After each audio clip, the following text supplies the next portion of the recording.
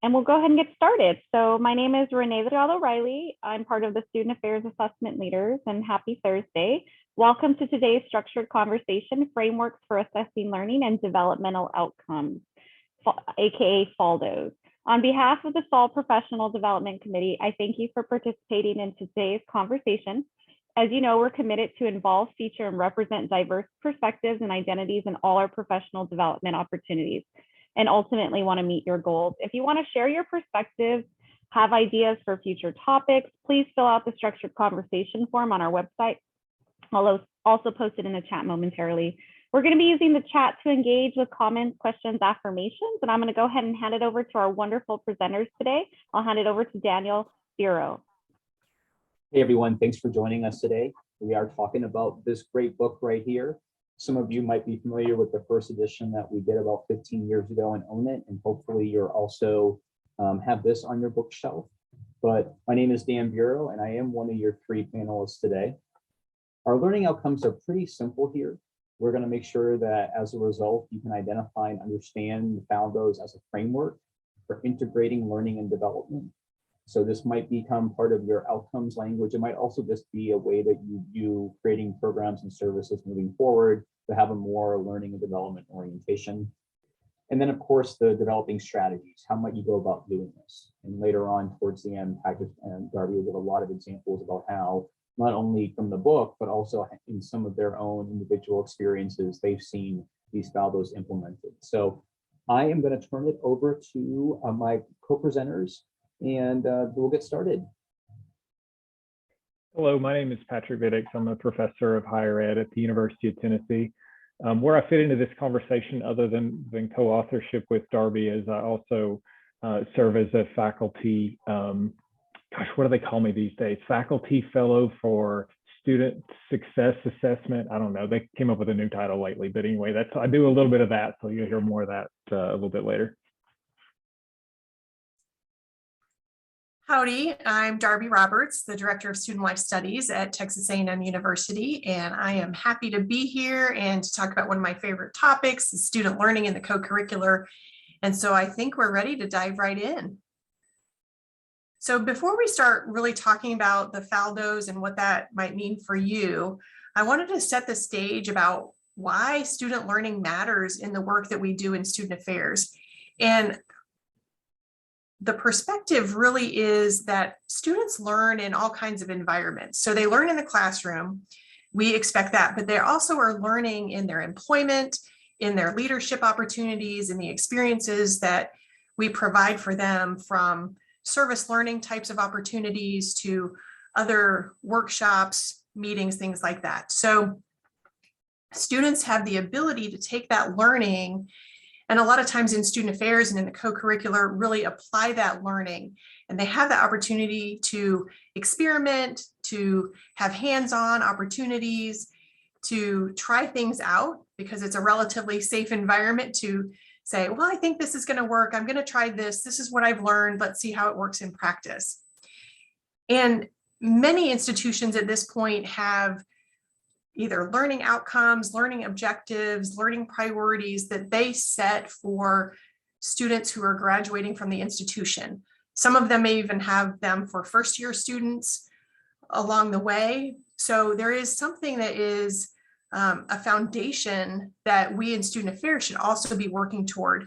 And you'll find things like communication and critical thinking, diversity and inclusion, working well with others are some of the commonalities where us who do the work in student affairs really think students can get that and get those experiences in the co-curricular, not just in their courses that they take. And I always come from a philosophy that student affairs professionals are educators. And so we really should be involved in that teaching and learning experience and the assessment of that student learning, so that we know the students that we're connected with are having those positive experiences and have the ability to reflect on what they're doing. And so we're folks who take them through their college journey, and a lot of times have more one-on-one relationships with students, or one in small group relationships, than faculty have the opportunity to do, particularly in the first couple of years. And one of the things that I've reflected on doing some work with some of our students is that students don't always naturally reflect. So that's also a skill that we need to provide for them to be able to make those connections between the curricular and the co-curricular, between their college experience and their career and their next move after graduation. And so we are the conduit for that learning and reflection.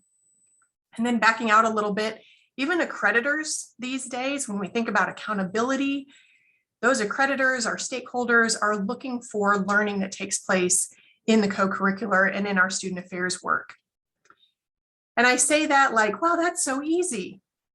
But on the next slide, you'll see it can take a variety of directions. It doesn't always mean that the road is straight and easy and we have good weather, because sometimes there are really challenges to implementing learning and assessment in the co-curricular. So first obvious thing is that we're not a classroom with a time frame that's set with a grade that's given.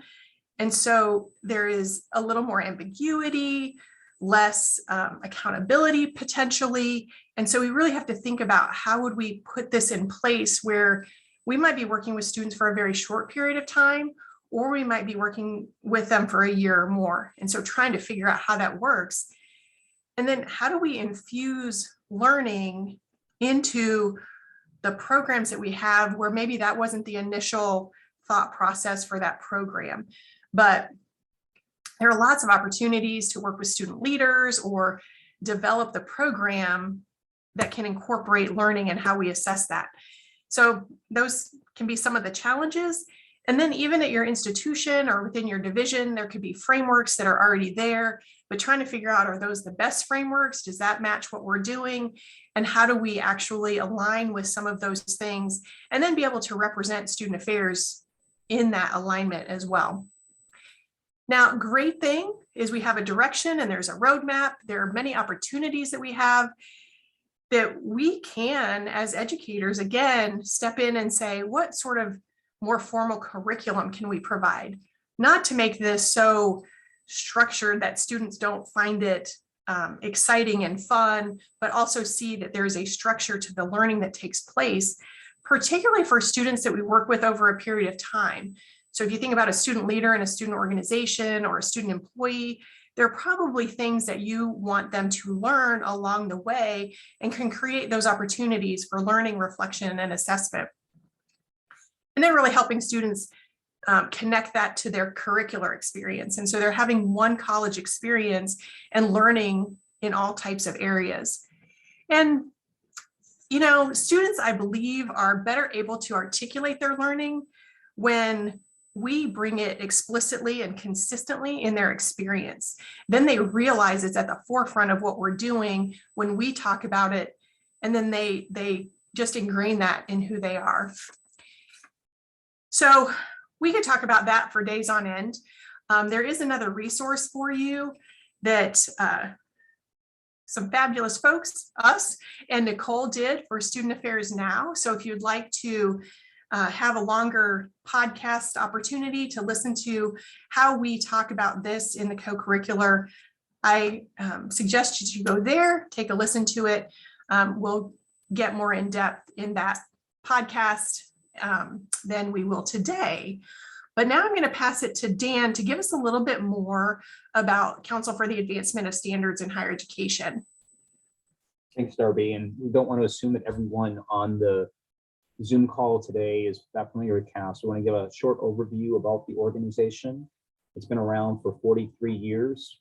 Currently, it's 42 member associations. So those functional areas predominantly within student services or student affairs. So for example, AFGRO from the College Registrars is a member of CAS, ACUOI, college housing, NASAP, which is a National Association of Student Affairs Professionals. There's a number of organizations that have been longstanding members of CAS, but CAS is a consortium of these organizations. We currently have 47 sets of functional area standards, and across all of those are our general standards. And we produce a publication commonly referred to as the Blue Book, the CAS Book of Standards, every 3 to 4 years, with one currently out right now and another one coming out mid to late 2023. want to go back here actually real quick and point out our vision and mission. You can see here the concepts of student learning embedded in both those things. And I think that's important to note that while CAS is known for its program review, self-assessment kind of approach, we also are very committed to this idea that we can create programs and services that infuse learning and development into all that we do. And so you can see within the CAS standards that actually sections 2 and 3 are strongly, these ideas of student learning and development are strongly woven throughout them. And 4 years back, when we revised our general standards, we actually pulled out the learning and development domains so that their own section right now. There are 12 sections in CAS. You can see on the screen here the types of things that we're covering, but really focused on these 5 principles. And for any campus that were to implement CAS, we believe that these are good practice.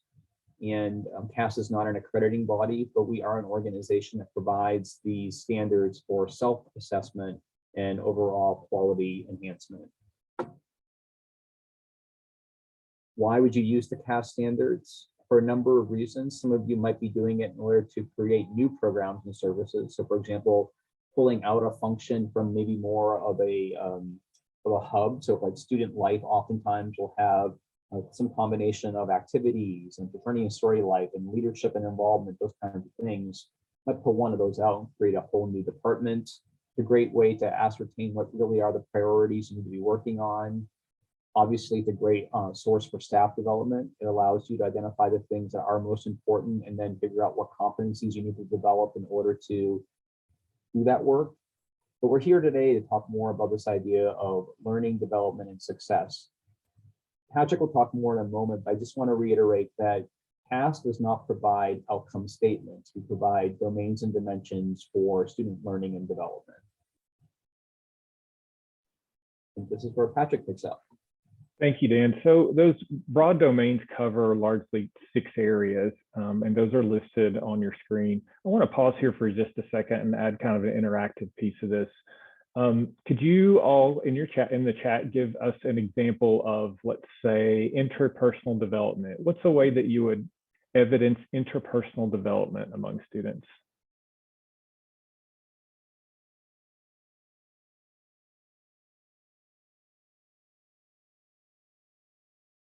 Very good, knowing who and where to reach out for support.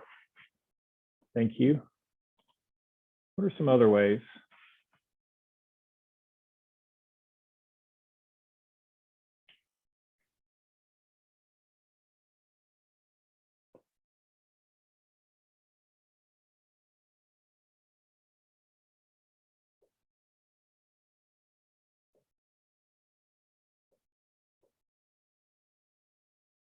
Understanding how students communicate with each other in a group. Very good. So as some of those kind of thoughts continue to come in, and thank you very much for sharing those.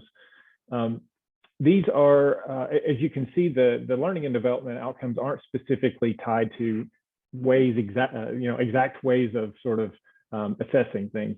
It's much more about context, and it's a good segue into what we did with the book, and I'll get to that shortly. Dan, can you advance the slide? Thank you. So the learning and development outcomes are built on a variety of different platforms. And these domains and dimensions have been in place for about 14 years. So CAS is looking right now at revising the general standards for 2023. That'll be the 11th edition. And during this planning, we sort of realized we needed a different kind of expertise for the revision of the learning, development, and success domains and dimensions. So you can see some of these that kind of map back to various different things. So there's the first one is learning reconsidered, student learning outcomes. I can tell you personally, I use learning reconsidered too often. There's some very good chapters in that volume about how to target and measure and evaluate and think about learning outcomes. The same with the LEAP standards. So we tied those, at least in our academic program, to LEAP. AAC&U specifically has a very good set of rubrics for looking at interpersonal communication and critical thinking. And so these are different areas that have mapped back to CAS learning and development domains and things that we're considering as these continue to develop.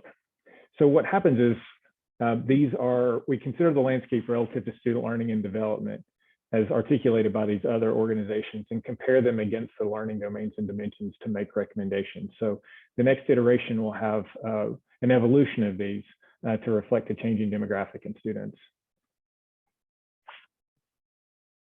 But here's kind of a zoomed in view or a detailed look at two of the student learning and domain outcomes. So this first one you can see on the left, and this is how it kind of looks in the books, but it's knowledge acquisition, construction, integration, and application. And the dimensions then let you kind of dig into what elements of that or what aspects that we're looking at. And then finally, there's a couple of examples.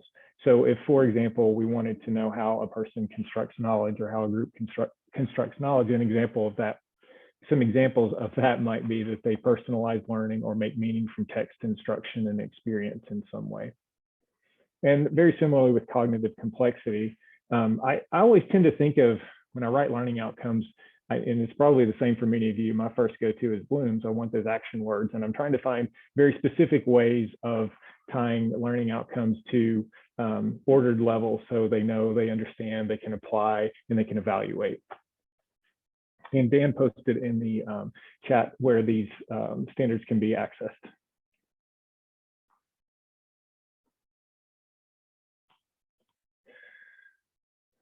So the use of these various different outcomes can be self-assessed, as we kind of mentioned. And this is an example worksheet of ways that you can map those to specific outcomes or specific departments within services. So CAST standards don't exist specifically in this way to look at evaluating a department or a program. It's the learning associated with those things. And so you can see different ways that those might be mapped. So for career services, for example, might map to learning outcome C, which is interpersonal development, and it's done in a way where students will effectively organize and document their qualifications and their resumes, which is then, as I said, evidence of interpersonal development.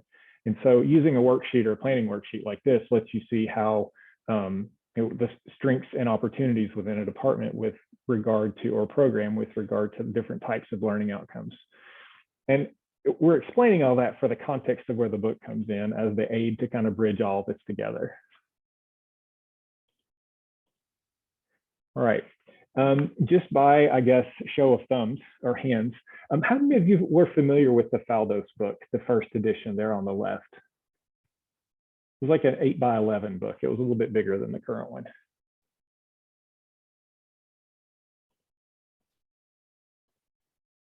A couple. Well, I was very familiar with it. I didn't get much of a choice because when I came to my office at the University of Tennessee, there were 10 shrink-wrapped copies in the office. So when I came to UT, I had gotten here as that Terrell Strayhorn was previously in the position I was in, the faculty position and the office, and he had gone at the time to Ohio State. And the only things that he left me in that office were a desk, a chair, a couple of bookshelves, and then like 10 copies of this book. And the reason he left this book was he was the original kind of organizer of the various different concepts. And those of you who may be familiar with that book, I want you to think back to 2006 and where the field of assessment in student affairs was at that point, right? Assessment was still that word that we really incorrectly associated with accreditation, probably more so than anything else. It was tied to SACs, maybe. It was a classroom word, very much more so than a student affairs word. And what the very first FALDOs did was really took the domains and dimensions and operationalized those, one of my favorite research words, kind of took those and said, okay, here's what you could do to show learning. And as evidence of that, the first couple of chapters, the first is here's what assessment is. It's Terrell really identifying that term and how it's used or could be used by student affairs. And then there's several chapters really about research methods. And it turns into sort of an assessment, book in terms of how to do things. And it's also, because of its strong theory orientation, it's also grounded in theory.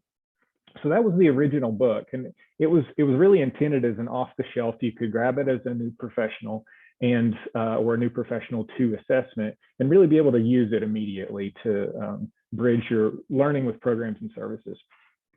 So in the years that have followed, much has changed in assessment.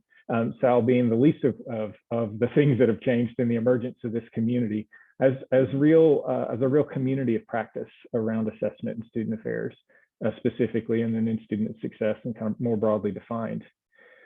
So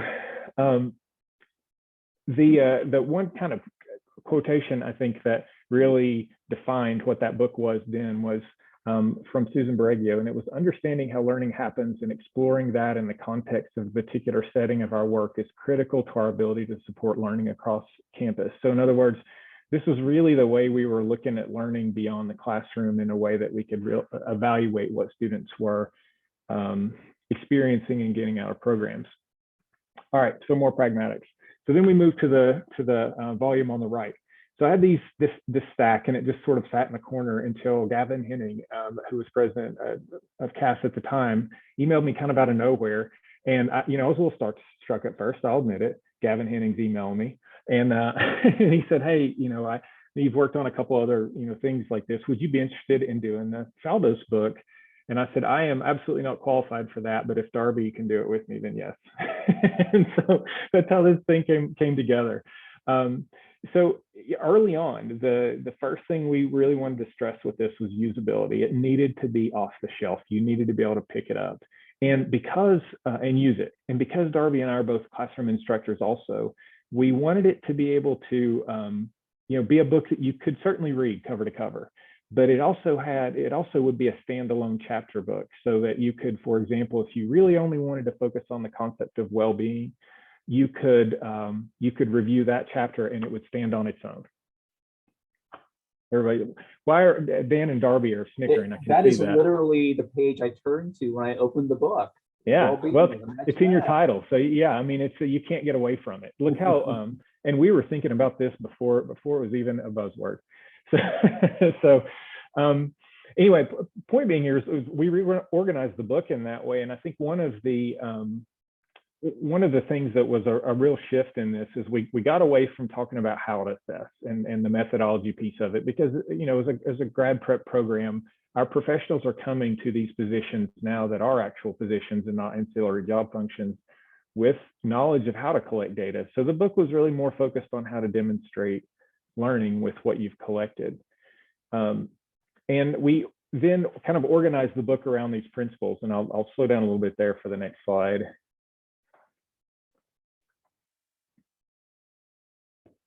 Thank you. So we could go in a couple different directions. There's 42 different areas we could have looked at. So it was like, do we want to write 42 chapters? We don't really want to do that. But the other thing is we started talking to and reflecting on professionals at other institutions. I often think about Tusculum College, which is down the road from me. Now I work at a major research university. We have hundreds of people in student affairs, student success. Tusculum College has 11. And I thought about, with 11 people, how would this book work for them in the same way it could work for Tennessee or Valdosta State when I was there before here.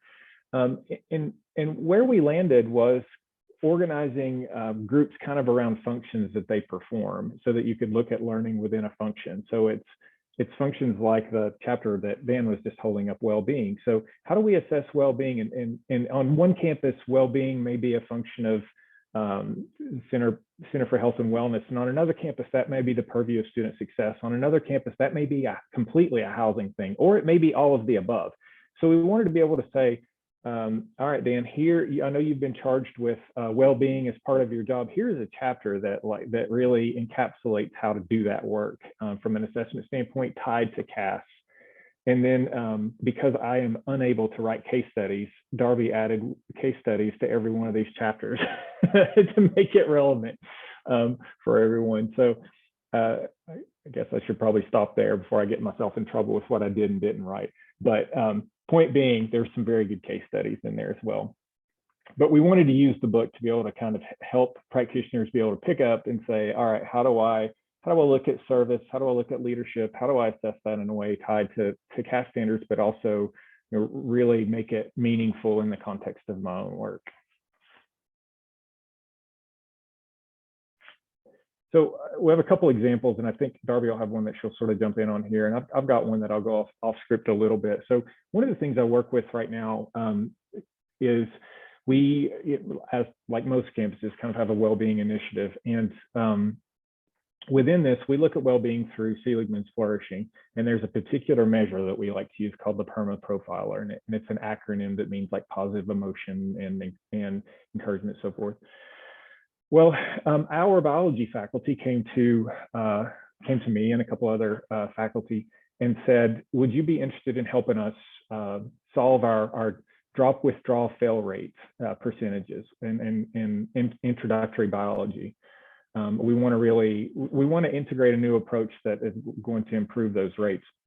And so we thought about well-being as an approach to this, which then would allow us to tie in several of these pieces. So I literally opened the book. I wrote that chapter and opened the book and went, okay, how do I do this? I really want, this is about cognitive complexity in some ways because we're talking about biology, but the student affairs voice that's always in my head kept saying, yeah, but do they communicate with each other? Are they forming their own study groups? Are they challenging each other? Or is this just, are they sort of showing up and then leaving? And so our assessment around the DFW rates really had, a lot to do with the cognitive aspects of how they're experiencing class, but a whole lot to do with how they were interacting with both the instructor and each other as part of their learning, which let us tie it into a couple different dimensions of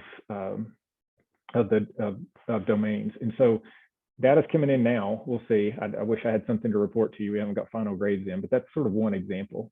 I think, Darby, you have another one you were going to share. Sure. So on the screen, you'll kind of see an overview of an example, and you may resonate with this. A lot of institutions are working on a first-gen student success initiative.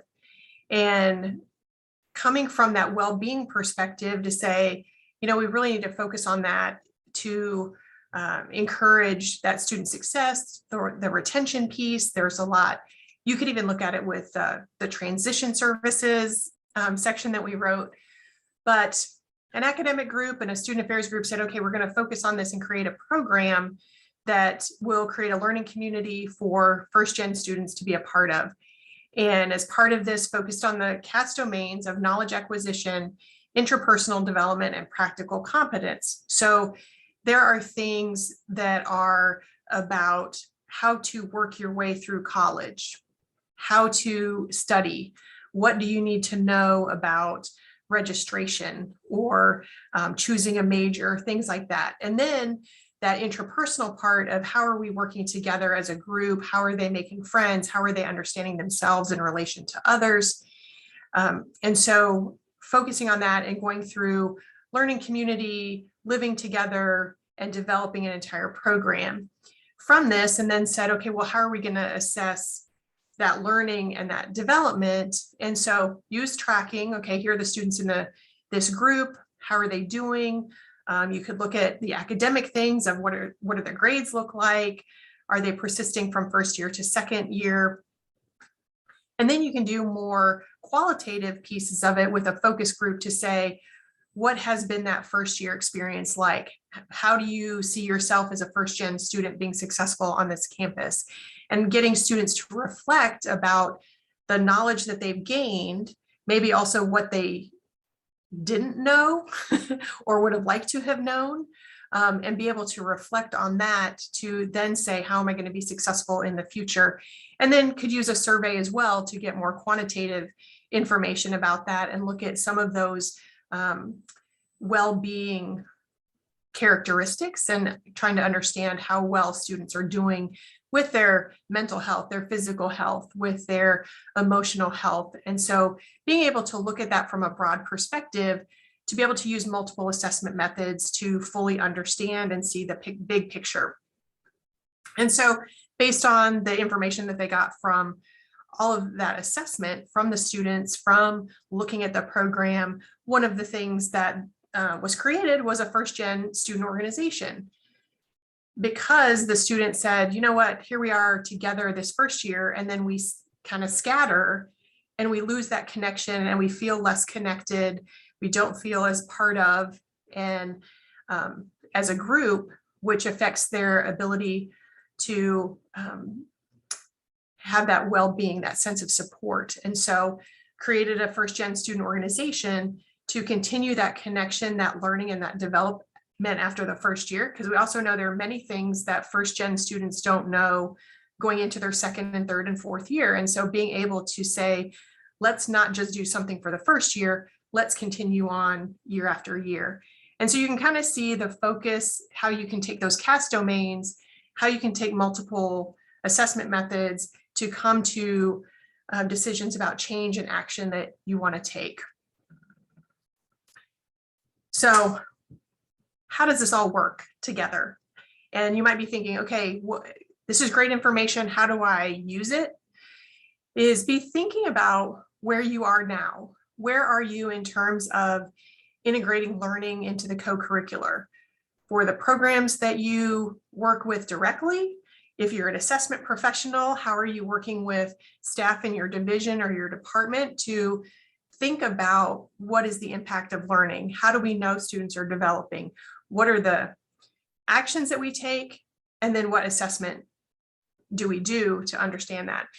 And then determining your priorities. So that example was about first gen students. There you might have a priority at your institution for retention or employment after graduation, or developing a greater sense of well-being on your campus. And so figuring out your priorities in the context of what the division, department, university priorities are. And then I would say understand the framework. So what is that context that you're working in? Patrick described, here's several different, not only CAS frameworks, but other frameworks that we have. At our institution, we're talking a lot more about the NACE competencies.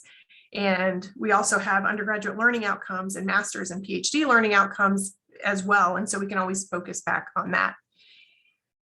My faculty hat would say, examine the literature. What's out there about your learning priorities and the students that you work with or the staff that work with the students. So you know what is out there, what's that current research that is happening right now that will inform our practice. And then establish those right interventions. And so what is it that we're going to do or provide to the students to say, we think this is going to help them in their learning and development. And then putting back on my assessment hat is, are we collecting the evidence and what methods are you using to do that? What kinds of things might be direct evidence of student learning? What are some indirect methods? When are we going to do it? How are we going to do it? What is that all going to mean for us? And overall, be thinking about learning as that primary focus, not just a happy byproduct, not just a surprise, not just well, it'd be really nice if that happened, but really framing learning as the central point of your programs and services and figuring out then, how do we put that into place? And then I'm going to turn it back over to Dan for some good opportunities for you that are here today. I do want, before we get into some questions and have more of a dialogue, I do want to just kind of summarize for people the utility of the book. So, for example, this idea of student well-being, what they do is they take the learning and development domains and dimensions, and they say, these are the CAS functional areas for which this might be helpful. Campus safety, counseling, collegiate recreation, alcohol and other drug, health promotion services, and clinical health services are the ones that they identify. In that chapter, there's 2 or 3 pages, maybe 3 or 4 pages about general operational definitions, theoretical foundations. So you get a little bit in terms of like what the literature is saying, very much about what Darby talked about on this page.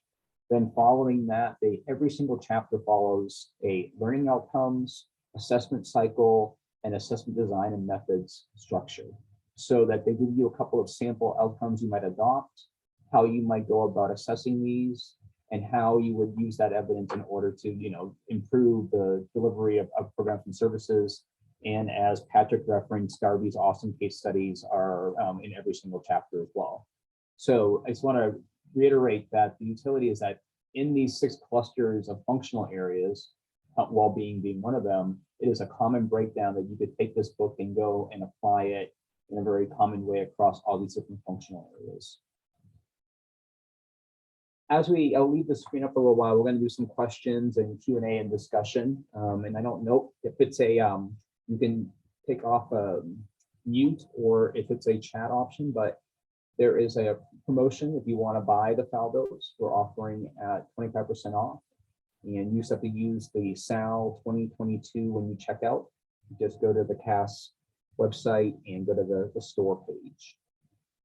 But there's a couple of other resources here too you might want to access for free, our faculty resource and our graduate student resource packets, which are great for those who are working with their preparation programs in particular. But I'm going to leave this slide up here, but right now let's go to questions and discussion.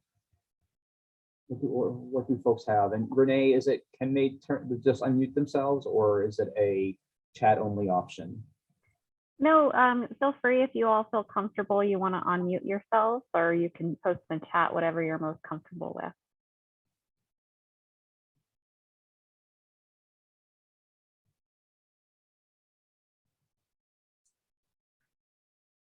And or if anybody has a good example of how they have used frameworks like this to assess learning and development on their own campus, I'm sure we would like to share that good news and share with other folks.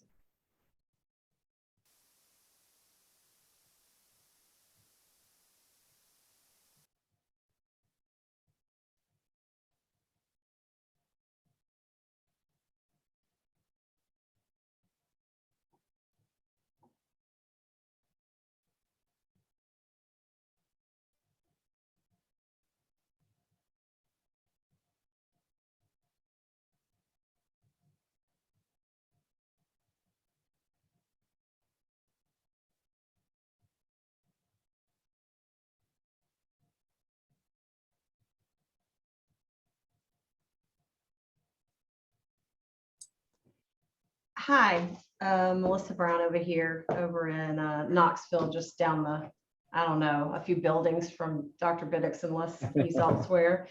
I use this book and reference it a lot because it's got a lot of really great creative examples and ways to capture student learning. And I was just wondering if any of you have utilized this to kind of do a divisional level of learning. You know, we do really well in our programs, in our department level, and through our new strategic planning and our focus on learning, my vice chancellor has really been interested in kind of establishing some basic foundational core truths about what we believe in certain areas should be like curriculum that should be shared across types of programs, whether they're like learning and leadership, or it's DEI or wellness, just things that we want to embed across multiple programs, and then assessing that to then tell the story of the impact.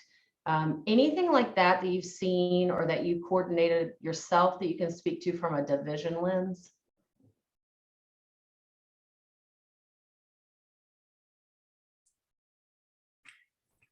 I will say for us, we have a division committee, that's Committee on Student Learning in the co-curricular.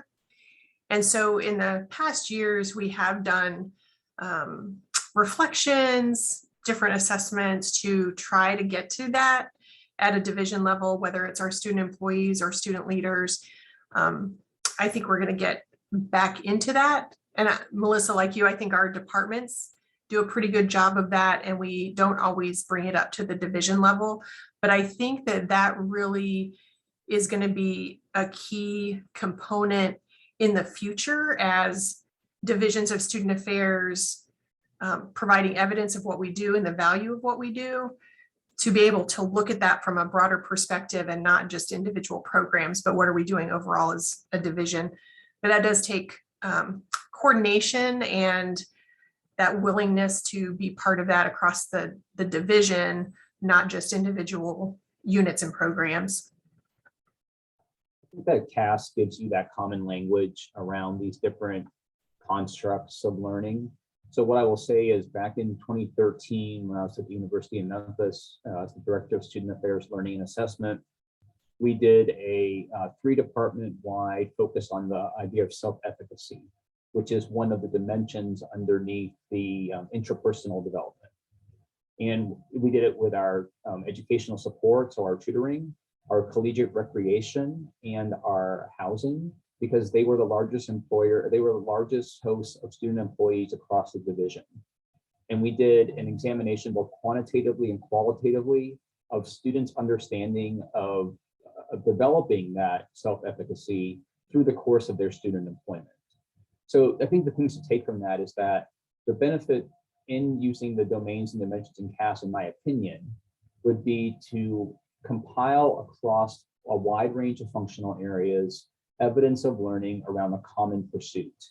So I think it's not very useful when you have 14 departments who identify 14 different priorities.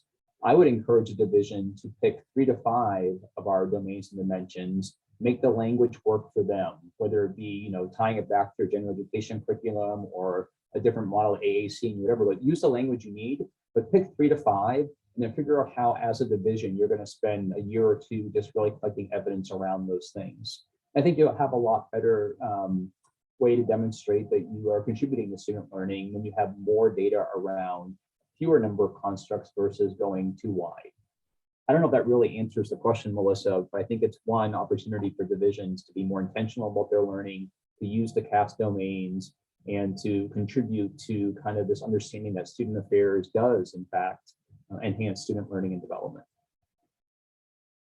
No, you definitely, you triggered my thinking around, we're currently developing a student staff experience where we're trying to really connect it more to NACE competencies and some much more meaningful experiences for them other than a paycheck or what have you.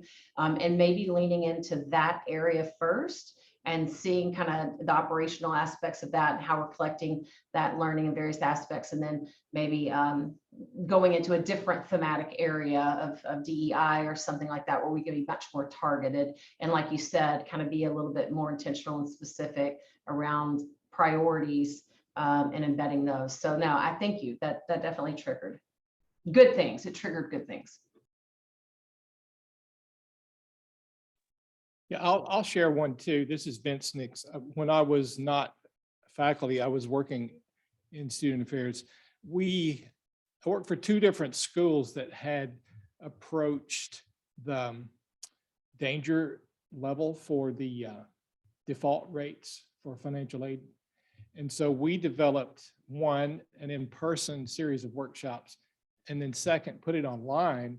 And we were focusing on, if I remember correctly, the personal educational goals and social responsibility, and for financial literacy, right? We tried to focus both campuses on attaining financial literacy as social responsibility. And we might have put healthy behavior in there, but I'm pretty sure it was like intellectual growth or something. We used 3 of the areas, I remember that.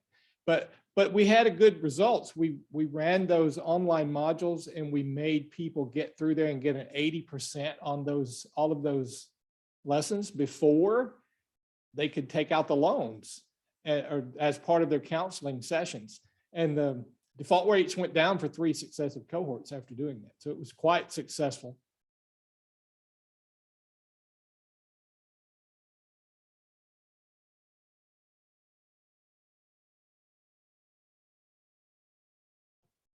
Are there any other questions about the FALDOs or student learning outcomes, CAS in general? Okay, only because you asked and we have a little bit of time.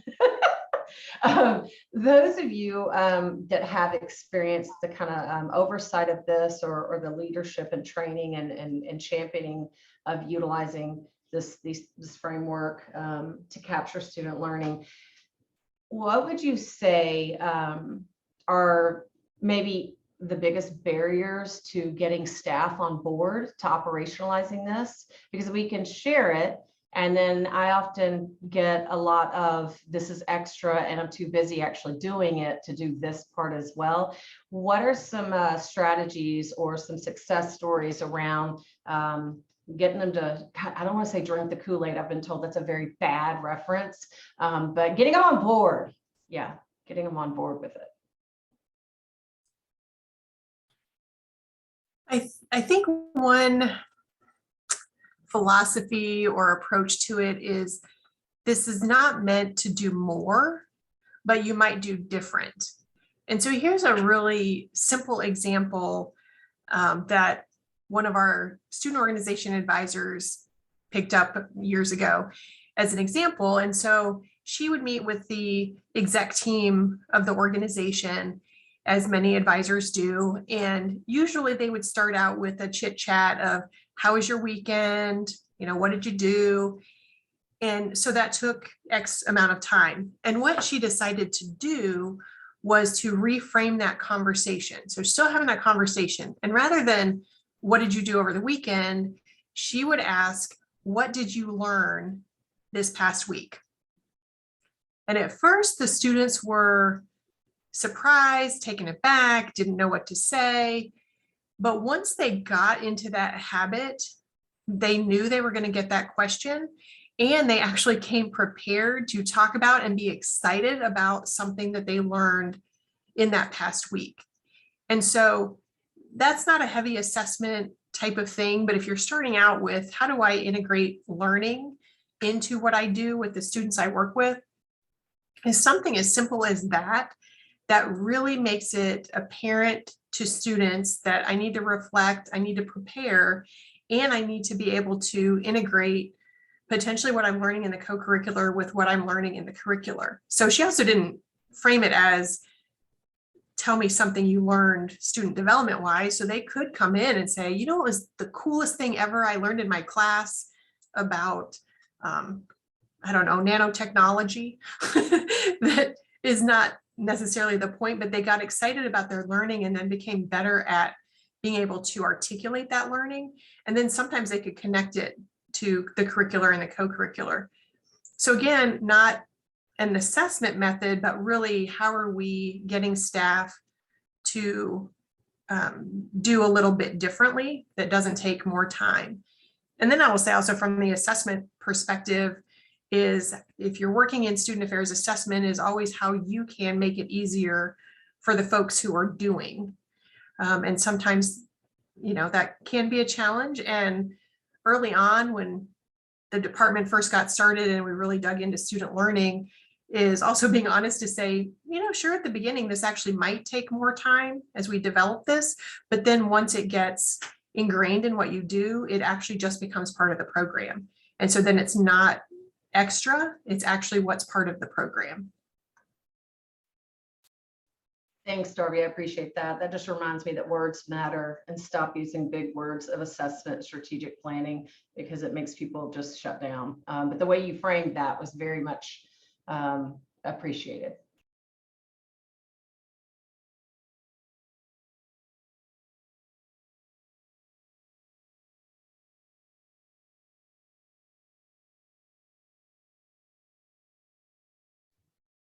Well, we are always available to answer more questions if folks have them. Feel free to contact us. Maybe we can put our emails in the chat. I don't think we have them in our PowerPoint here, but we thank you for the time that you put in today, the time that you're doing for all of this. And I'm not sure if there's other questions. I'm happy to stay on a little bit longer, but Darby, Patrick, any last thoughts? I always tell people, start where you can, start small. You don't have to do huge things, but the more we can engage students in their learning, I think we're all going to win in the long term. Yeah, the thing I like to add on this is the reciprocity piece of it all, and just ensuring that when we're asking students to give us information, that we're giving them back what they're giving, right? We're telling them what we're doing with it, what we're planning to do, and what changes have been made as a result. It really can bear some good benefits later, to make sure we do that on the front end.